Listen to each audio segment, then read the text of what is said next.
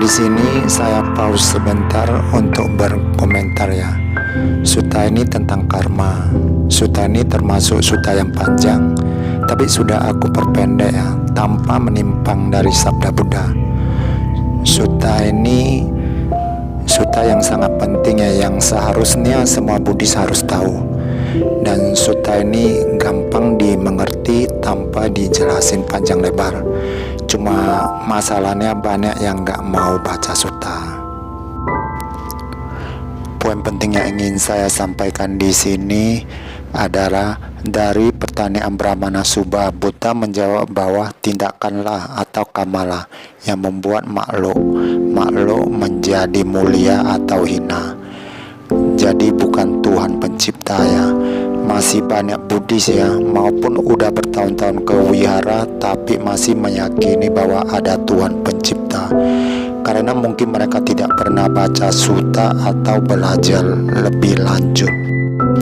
Kalau benar ada Tuhan pencipta, kalau kita pakai logika ya, gak usah harus sekolah tinggi-tinggi, maka Tuhan itu tidak adil. Kok ada yang dilahirkan jelek, cacat, sering sakit-sakitan, lahir di keluarga miskin, dan lain-lain. Tapi kita sering dengar ya bahwa Tuhan itu maha adil, maha penyayang, dan lain-lain. Dan itu semua terbukti salah. Brahmana Subha ini hampir sama dengan kita etnis Tionghoa ya. Brahmana Subha ini meyakini Brahma adalah Tuhan penciptanya. Orang Medan bilang Huan Tin Ong.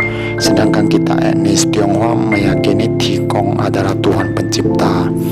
Tetapi dari sutta ini jelas ya, kita terlahir kembali menjadi manusia atau makhluk lain bukan karena Tuhan mencipta kita, tetapi karena karma kita sendiri. Jadi lain kali kalau ada teman yang gak tahu, kasih dia sutta ini dan tanya seperti pertanyaan Brahmana Subha. Poin penting lain yang ingin aku sampaikan adalah Buddha mengatakan tindakanlah atau perbuatanlah atau kamalah yang membuat makhluk-makhluk menjadi mulia atau hina. Tetapi tidak semua tindakan atau perbuatan termasuk kamma. Hanya tindakan atau perbuatan yang ada niatnya baru disebut kamma. Contoh gampangnya seperti yang saya pernah dengar dari guru saya. Misalnya ada orang bawa mobil atau motor, lalu ada orang lain tiba-tiba lari menyeberang karena terlalu dekat, maka gak sempat rem, jadi tertabrak. Tindakan atau perbuatan menabrak tersebut tidak termasuk kamma, alias bukan kamma buruk, karena tidak ada niat untuk menabrak. Tetapi secara hukum negara si supir ini tetap diproses. Mungkin si supir ini kena hukuman, mungkin juga tidak, lihat kasusnya. Tapi bukan berarti kita boleh bawa mobil secara sembrono yang kita tahu bisa mengakibatkan kerugian orang lain. Kalau yang begini sudah termasuk kamma.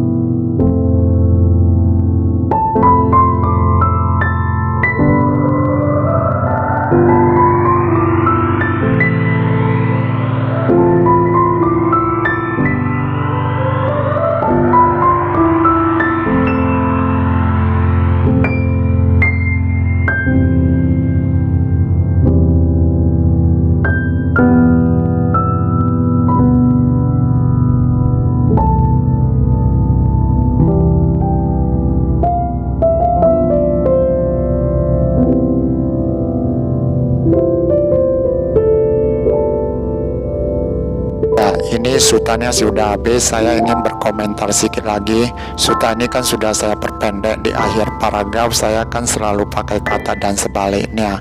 Maksudnya gini ya. Contohnya di sini, apabila seseorang suka membunuh, setelah mati masuk neraka. Apabila lahir sebagai manusia lagi akan berumur pendek, dan sebaliknya. Dan sebaliknya ini maksudnya jika seseorang tidak sering membunuh atau meninggalkan pembunuhan, maka setelah mati masuk surga. Apabila lahir sebagai manusia lagi akan berumur panjang. Ini yang maksud saya dengan kata dan sebaliknya. Karena sutanya panjang, jadi saya perpendek dengan pakai kata dan sebaliknya. Kama buruk ini bisa kita rubah sendiri. Gak ada makhluk lain seperti Tuhan atau dewa yang bisa menolong kita. Hanya kita sendirilah yang menolong diri sendiri. Kama ini gak semua berakibat di kehidupan yang akan datang ya. Kama ini bisa juga terjadi di kehidupan sekarang. Di suta lain Buddha mengatakan kama buruk seperti air garam yang asin, kama baik seperti air tawar. Supaya air garam yang asin ini menjadi tawar, maka harus kita nambah air tawar banyak-banyak. Tapi kadang-kadang terlalu asin, maka gak sempat tertolong. Misalnya si Anu banyak melakukan kebajikan tapi kok mati muda, atau mungkin kebajikan yang dilakukannya tidak tepat. Ada yang airnya sangat asin tapi air tawarnya juga gak kalah banyak. Misalnya kita tahu banyak artis atau aktor menjadi elok rupawan dengan cara operasi plastik. Untuk memperkecil kama buruk, maka kita lakukan yang seperti Buddha katakan di suta ini. Maunya kita apa? Misalnya maunya kita panjang umur, maka jangan sering-sering membunuh atau tidak membunuh sama sekali. Atau kita ingin kaya atau gampang cari duit, maka sering-seringlah berdana. Tapi jangan berdana aja, juga lakukan yang lainnya. Karena hidup ini bukan perlu kaya aja, tapi juga perlu sehat, elok, rupawan, pintar, dan lain-lain. Ya, satu lagi yang penting ya, Buddha mengatakan kalau tidak belajar dhamma maka jadi bodoh. Maka itu belajar dhamma teori dan praktek, sisihkan sedikit waktu. Kita tahu suta ini pun lantaran belajar dhamma ya. Maksud bodoh di sini bukan bodoh karena buta huruf ya, tapi maksud bodoh di sini artinya tidak bisa membedakan mana yang lebih benar atau mana yang lebih bermanfaat. Akhir kata sampai di sini dulu. Yang paling penting pembuatan video ini bukan bertujuan untuk menghina, mencaci ataupun merendahkan pihak manapun. Dan suta ini bukan aku yang membuatnya ya. Semua orang bisa mengeceknya.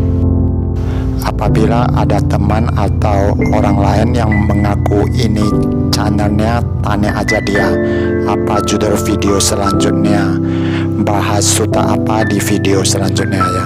Dan satu lagi, saya membuat channel ini atau saya membuat video di YouTube ini bukan untuk ngetop atau bukan untuk mau terkenal ya. Aku cuma ingin sharing Buddha Dhamma, dan aku meniru orang subscribe supaya channel dan video ini rankingnya naik. Maka YouTube akan meletakkan video ini di halaman depan. Maka itu gak usah dicari pun orang bisa langsung lihat video ini. Jadi bermanfaat bagi banyak orang. Oke, bagi yang merasa video ini bermanfaat dan ingin menanam jasa kebajikan supaya lebih banyak Buddhis dapat menontonnya, maka share ke teman-teman, lalu tekan like, subscribe, dan komen. Bertemu lagi di video selanjutnya. Sabe Satta Bhavantu Sukhitata.